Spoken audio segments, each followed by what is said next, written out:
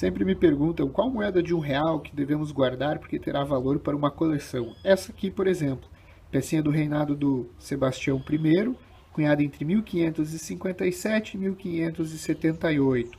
Então, moedinha de R$ 1 que sempre importante estar numa coleção. Pecinha bem interessante, bem antiga, em bom estado de conservação. Para toda a legenda íntegra, dá para classificar. Então, uma pecinha de R$ 1 que com certeza tem um bom valor para uma coleção. Temos aí um 80 réis de 1823, cunhado no Rio de Janeiro. Então, pecinha interessante aí por ser do primeiro ano, né, de cunhagens das moedas do Brasil independente. Então, o primeiro ano que saiu a moeda foi em 1823. Esse aqui era 80 réis, o maior valor em cobre que você poderia ter na mão. Chama atenção aí a grande distância entre o 8 e o 0, né, diferente aí das outras datas. Nesse primeiro ano de 1823, isso é comum em todos os valores, né, no 40 e no 20 também, essa distância grande entre os algarismos do valor. Então, pecinha mesmo com umas batidinhas aí, bonita, em bom estado de conservação. Interessante, serrilhada. Essa é a mais nova a entrar na coleção. Temos aí um bonito 10 réis de 1824, cunhado no Rio de Janeiro. Então, do reinado do Dom Pedro I. Então, aí das primeiras moedas cunhadas para o Brasil independente, esse aqui seria o menor valor em circulação dentre todos os metais. Então, o cobre possuía aí os menores valores em circulação e dentro do cobre, o 10 réis, esse aí era o menor valor possível. Então, um troquinho super miúdo aí que se perdeu muito ao longo do tempo aí durante a circulação, então sempre difícil de achar em bom estado de conservação. Inclusive, cada vez mais difícil de achar os 10 réis, né, para colocar na coleção. Então, independente do estado de conservação, não tendo muito bonitinha, quem puder coloque na coleção o quanto antes, porque cada vez está mais difícil de aparecer no mercado. Temos aí um 40 réis de cobre de 1830, cunhado em Cuiabá. Fica fácil de identificar essas peças de Cuiabá, mesmo quando a letra e a data, né, não está visível, por algumas características, como, por exemplo, as tulipas, né? Então, este arco de flores aqui são feitos de tulipas, elas são bem largas, parecendo um W, então são bem características das cunhagens de Cuiabá. Aqui também a coroa, ela também é bem característica de Cuiabá, a coroa bem espinhuda, né? Nesse centro, principalmente. A gente pode ver o forro bem reto também, então isso são características que acabam aparecendo com frequência nas pecinhas de Cuiabá.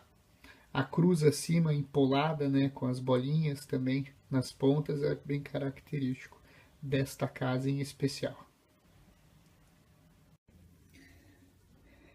Temos aí uma moeda regional, então 80 réis, cunhado na casa de São Paulo.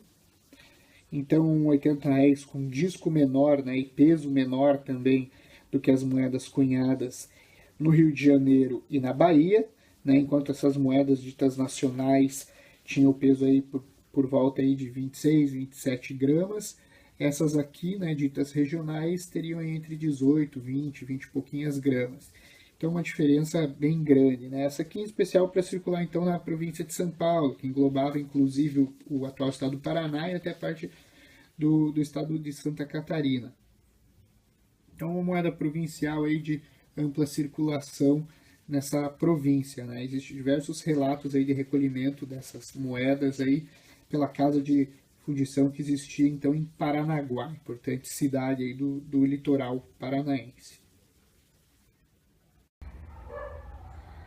Aí uma pecinha de 1831, Rio de Janeiro, um 40 réis, Dom Pedro I. Chama atenção ser um recunho, dá para ver aqui na lateral, né, as pérolas e a legenda prejudicada em função de ser uma peça recunhada. Não dá para ter certeza da base como um todo, mas se trata aí de uma moeda do Brasil colonial. Então, nessa data, nesse valor, né, o 40 réis, eu já vi muito mais peças recunhadas e, para ser sincero, ainda não vi uma em disco próprio, né? Talvez algo parecido com o que acontece em 1821 na Casa da Bahia, né, em que todos os valores, aí, a maioria das moedas acabam sendo recunhadas, né? Mais difícil achar em disco próprio do que recunho. Então, um aspecto interessante aí que merece ser estudado nessa data e nesse valor também.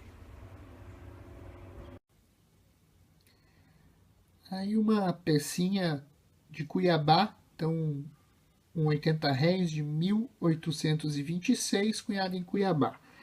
Essa pecinha em especial aqui chama atenção por ter aqui os florões formados por pontinhos antes e depois do valor e também uma coroa um pouco diferente aí das coroas de Cuiabá.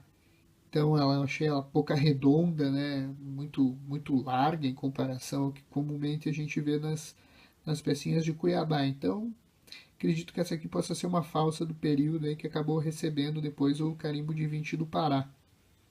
Então pecinha que está em estudo aí, mas tudo indica ser uma pecinha falsa. Temos aí um cobrezinho brasileiro, Dom Pedro I, carimbo da cabanagem em 1835. Então, carimbo de 20. O que chama atenção na peça ali é, primeiramente, o bom estado de conservação, né? Sua maioria, essas moedas da cabanagem, como ficaram por muito tempo estocadas de modo indevido, né? Desde do advento aí do troco do cobre. Então, em sua maioria, elas têm um estado de conservação não muito bom em função da estocagem. Mas o que chama atenção mesmo é ser a letra R, que é um pouquinho mais difícil de achar com o carimbo do Pará. É mais difícil. Isso não quer dizer que é rara, que é escassa e que tem um valor astronômico. Acompanha aí o valor dos demais carimbos do Pará, mas é um pouquinho mais difícil de encontrar por ter a letra monetária R.